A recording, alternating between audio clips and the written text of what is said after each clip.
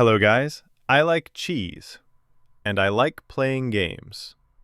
I am archiving myself, playing these story-driven games as an additional motivation since I always skip and save them for quote-unquote other days, whatever reason I come up with just to not play them.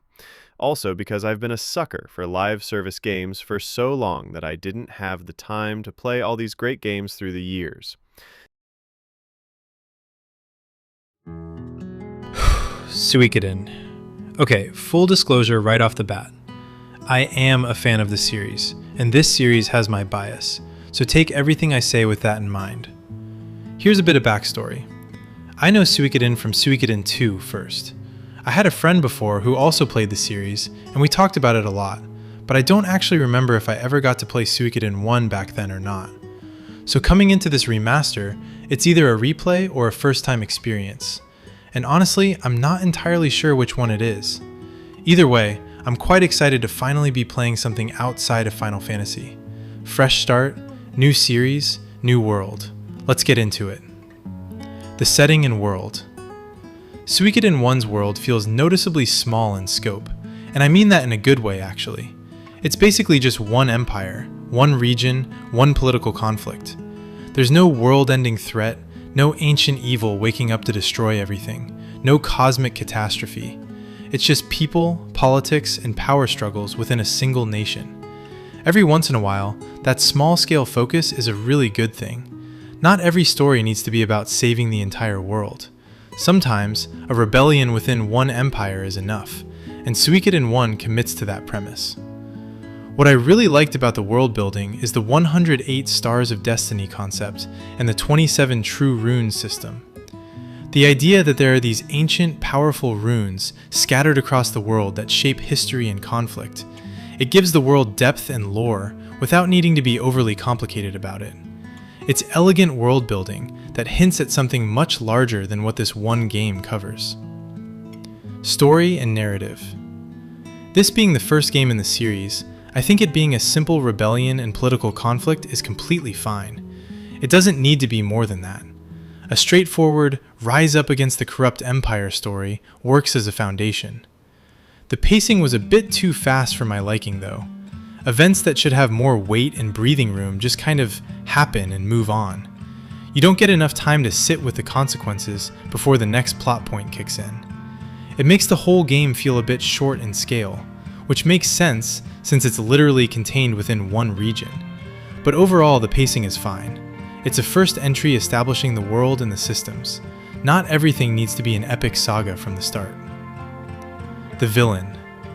I hoped there were a bit more scenes of the bad guys actually doing bad things to better justify the rebellion. Give me more reasons to hate the Empire beyond the obvious. Windy wanting the Soul Eater rune is fine as a motivation, but it feels a bit thin as the driving force of the entire conflict. There's not much tragedy or depth to the antagonists. The Elf Village moment is probably the most impactful thing the villains do, but beyond that, the Empire doesn't feel particularly threatening or cruel in a way that makes you genuinely angry. A good rebellion story needs you to feel the injustice, and Suikoden 1 only partially gets there. The 108 Stars of Destiny, the heart of Suikoden, the concept. I enjoy the recruitment aspect a lot. The vast choices a player can make and the characters they can use, even disregarding the meta. Each character is different enough in abilities and personality that you could replay the game with an entirely different playstyle and team for a very long time. 108 characters sounds overwhelming on paper, but the game makes it feel natural. You're not force-fed all of them at once. They trickle in through your journey, each with their own small story or reason for joining the cause. Some you find through side exploration, some through story progression, some through specific requirements. It's a rewarding system that rewards curiosity and thoroughness. The castle also improving depending on how many characters you've recruited is a great touch. It makes recruitment feel meaningful beyond just having more combat options. Your headquarters literally grows and becomes more functional the more people you bring in. Shops open, services become available, the place feels alive. It's a satisfying feedback loop. Characters I ignored. I'll be honest, I ignored a lot of the characters in Suikoden 1. Most of my memories and attachment come from Suikoden 2, and I kind of wanted to get there faster, so I rushed through Suikoden 1 a bit. That's entirely on me, not on the game. If I were to play this more deliberately on a second run, I'd probably engage with more of the recruitable cast and experiment with different party compositions. The foundation is there for a really deep and replayable experience. Main characters. Tyr McDowell, the silent protagonist. Being a silent protagonist type, Tyr is fine as a main character. The story works around his silence well enough. Other characters project emotions onto him, speak on his behalf, and the player fills in the emotional gaps. That said, I feel like Suikoden 1's story is a bit short for me to get genuinely attached to him as a protagonist. The pacing doesn't give you enough time to really bond with Tyr, the way a longer, slower burn story would allow. He's fine, just not particularly memorable on his own. Gremio, the loyal companion. The sacrifice scene is well done. It hits the emotional notes it's going for, and the relationship between Gremio and Tyr is established well enough that the moment lands with appropriate weight. He's the kind of loyal companion character that works best in these types of stories. Not because he's the most interesting person, but because his devotion to the protagonist makes every scene he's in feel meaningful. When something happens to him, you feel it. Victor and Flick. I liked Victor. He feels like the standard, straightforward, no-nonsense warrior type, which is usually a trope in these kinds of games, but it works. He's reliable, he's entertaining, and he fits the tone of the rebellion story well. Flick, on the other hand, feels more like a side character in this game. Not much development, not much screen time to make him stand out on his own. He's there, he contributes, but you don't feel strongly about him one way or another. I really want to compare both of them to Suikoden 2, but that would be out of order. So I'll keep my thoughts just within Suikoden 1 for now. And within Suikoden 1, Victor is the more memorable of the two. Gameplay systems. The gameplay feels like a typical, old-school, classic turn-based JRPG, and that's perfectly fine. It's simple and approachable, which fits a first entry in a series. With the characters I chose, though, I didn't interact much with the various Unite attack system. That's probably one of the more interesting mechanical layers that I missed out on due to rushing. Unite attacks let specific character combinations perform powerful team-up moves, which adds a layer of depth to party composition that I barely scratched. The rune system. The rune system is pretty simple in this game. Attach runes to characters to give them magic abilities, and each rune has a set number of uses per battle. It's decent enough and serves its purpose without being overcomplicated. It doesn't have the depth of later systems in other JRPGs, but it works cleanly and clearly. You know what each rune does, you know why you'd want it, and there's some interesting strategy in deciding which characters get which runes, given that some characters have more rune slots than others. One-on-one duels and army battles. The one-on-one duels being basically rock, paper, scissors is funny and I love it. Attack beats defend, defend beats desperation move beats attack. It's simple and usually serves as a plot device more than a genuine challenge, but it makes these confrontations feel cinematic and cool looking without requiring complex systems. Army battles follow the same rock, paper, scissors philosophy. You get enough units so you have commands that can counter most army battle situations. It's more of a strategic layer to the story than a deeply mechanical system, and that's fine.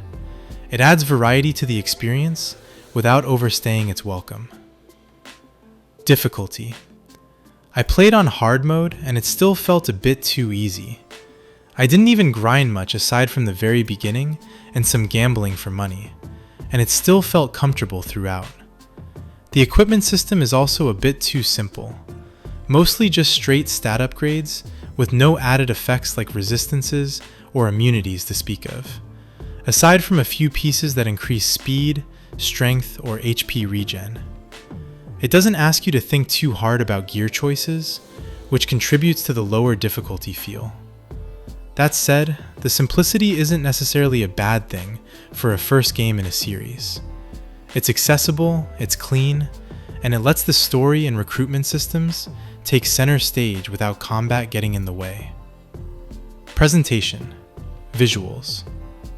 The remaster made the pixel art noticeably better. Cleaner, sharper, more detailed. The original charm is preserved while making it more palatable for modern eyes.